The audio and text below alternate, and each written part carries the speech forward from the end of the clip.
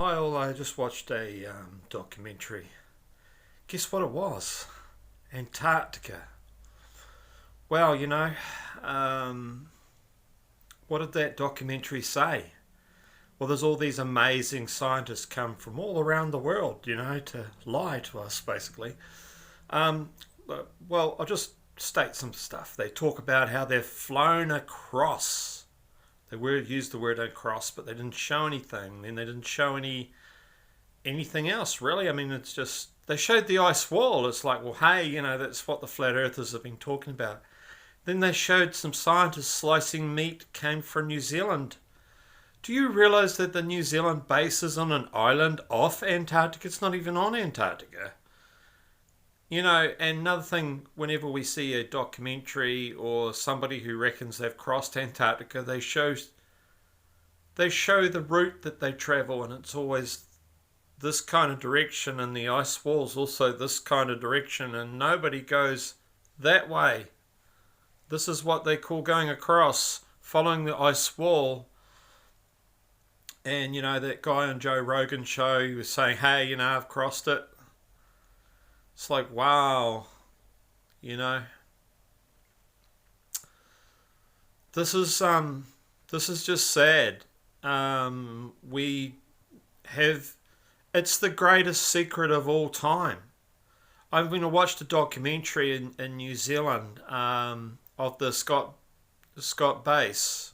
There was the American base too, and they travelled there, and it's not that far. I mean, when you think about it, these bases are on the edge of Antarctica to the islands of Antarctica, if anything. Looks like, I mean, they've admitted. That's how I know. I know the Scott base is an island off Antarctica because they've admitted as much.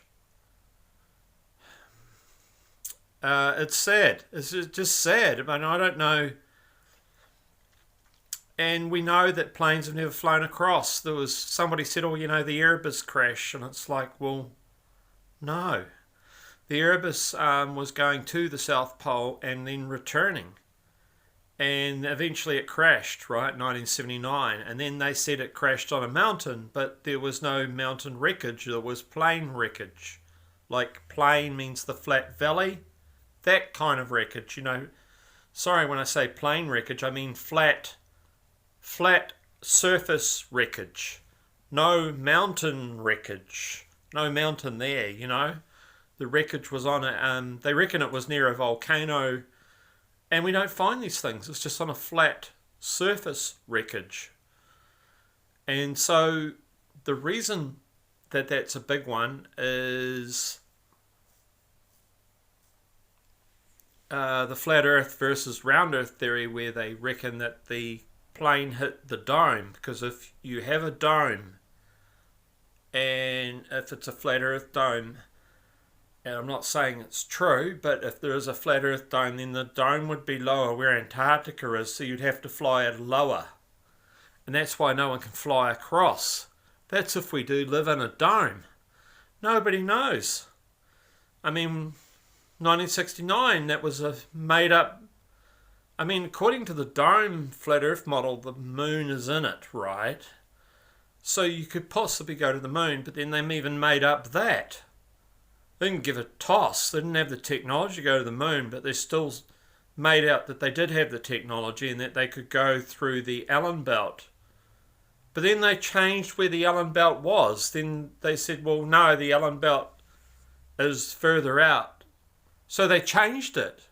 But they said they'd gone through it in 1969. And then they made the mistake of saying that...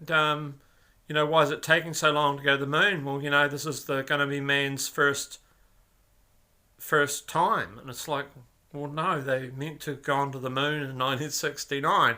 They're making all sorts of errors. You might think, well, what's this got to do with Antarctica? It's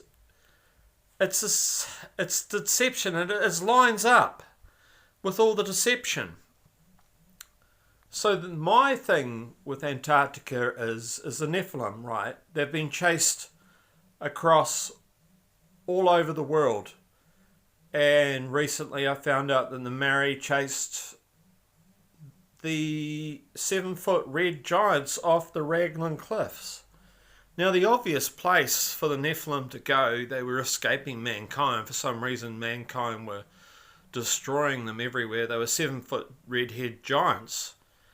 And then they went, possibly, I think they would have escaped again and went, the next option would be going to Antarctica. Then you've got the option of underground in Antarctica, that possibly that there are alien life forms underground, and that or there was an alien when the ice age came, that there was, after Noah's flood came and changed the earth pattern, that there would have been some sort of life on Antarctica, because there's so much snow, you dig down, there's land underneath it, so we've been told. Well, we don't know anything, because every time they do a documentary, it's about penguins. And the only documentaries are coming from New Zealand, and it's definitely about penguins. One thing they did do in the New Zealand documentaries, they did go to the dry valley, and nothing, alone life form exists in the valley, which makes you think there's a prophecy in the Bible about the demons being caged in an area where there are 7 mountains, where no life exists. And so there's all these prophetic type mysteries. Also says in the Bible that of the 4 corners of earth, in Antarctica would be a 4 corner, because if you get near to where the angels are, if the angels are meant to represent the 4 corners of the earth, with the winds controlling the weather. So if you get close to these corners, then you would be hitting some fierce winds. And one thing about Antarctica is there is some fierce winds. And according to the flat earth theory, the Antarctica is the circumference. So it's an interesting theory, because it seems to back up the Bible. And that's why it's interesting. And the Enoch scrolls seem to back up the flat earth theory as well. That's why it has to be looked at if you believe in the Enoch scrolls.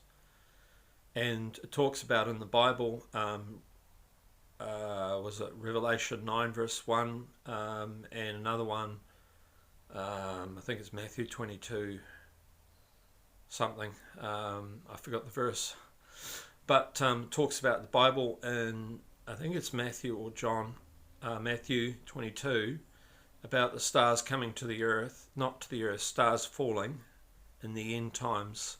And then in Revelations 9:1, it does say the same thing, but it says the stars are falling to the earth. And that's interesting, because if you're saying the stars are planets, then there would be a mighty, mighty explosion. And so the stars aren't what we think they are. And we have to realize that earth is in time, that time exists in earth. And time doesn't exist out of the earth frame. So heaven doesn't have time. So things could look stationary to us, but they're not. It's just things are happening at a different rate, or there's no time at all. So, 100 years could be like a flick of the fingers up there, that's what they were getting at. That time is different. God created time. When he created mankind, he created time.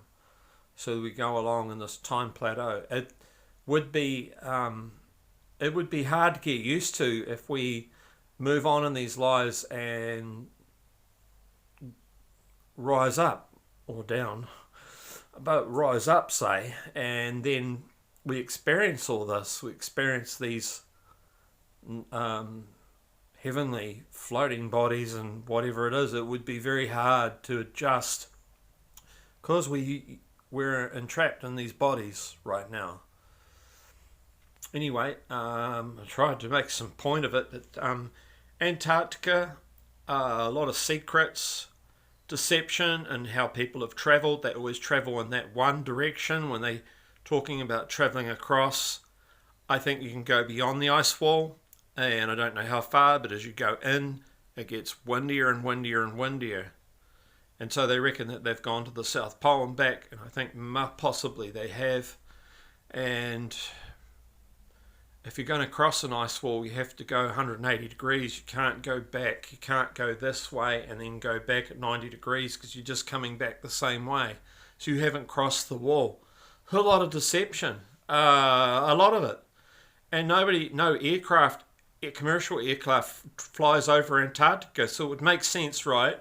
The quickest route would be across Antarctica according to the round shape of the Earth to get to New Zealand, to get to Argentina, say. That would be the quickest route to go across. So why has that never happened? Well, it could be the winds, or it could be the shape of the Earth. And these are things that you need to take into account. And if it's true that then there's no way in heck that anyone's ever going to go to Mars. I mean, we know Devon Island is Mars because of the rover Deception and the NASA vehicles on Devon Island, and they say they're just training there, but they let the rover wander around while they film it, and that filming. And there's Devon Island terrain is very similar to Mars terrain, exactly the same. They have pictures comparing the two. I mean, it's a lot of research. I mean, at the end of the day, these scientists are paid millions upon millions of dollars. Then you have to have conspiracy theorists who are paid nothing, they're just hobbyists, and they have to refute everything that science is telling us. And science is one big lie. We live in a big deception.